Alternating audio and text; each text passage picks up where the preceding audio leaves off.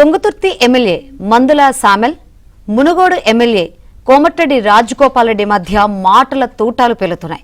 సామెల్కు తానే MLA ticket ఇప్పించానని, అలాంటి వ్యక్తిని రాజకీయాల్లోకి తీసుకొచ్చినందుకు క్షమించాలన్నారు. మంత్రి అయినకి మెంటల్ ఖరాబ్ అయింది. మెంటల్ ఖరాబ్ అయ్యి మందుల సామెల్ ఎంపీలు అయింది, జ్ఞాపకం మర్చిపోయినారు. మంత్రికి మెంటల్ ఖరాబ్ అయింది. మెంటల్ ఖరాబ్ అయ్యి ఇక్కడ ఎమ్మెల్యే లేయడానికి ఆయన జ్ఞాపకం పాపం మర్చిపోయాడు. అంటే వీళ్లకు ఎస్సీ నియోజకవర్గం అంటే లెక్కలేదన్నట్టు అహంకారం అన్నట్టు. ఎస్సీ నియోజకవర్గం అంటే అహంకారము.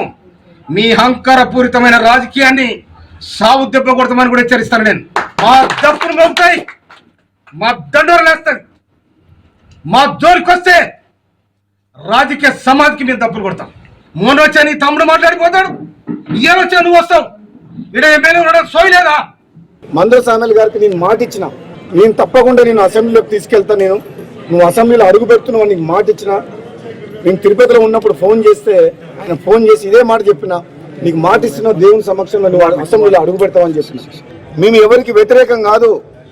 ఎమ్మెల్యే గెలిచిన సామెల్ గారిని గౌరవించుకుంటాం, వాళ్ళందరినీ గౌరవించుకుంటాం. కానీ ఒక్కటి మాత్రం నిజం, కాంగ్రెస్ పార్టీ కార్యకర్తల గెలుపుతో కష్టంతో రెక్కల కష్టంతో గెలిచి మీరు మళ్ళీ కాంగ్రెస్ పార్టీ కార్యకర్తల మీద మీరు కేసులు పెడతామంటే మాత్రం ఊరుకునే ప్రసక్తే లేదు.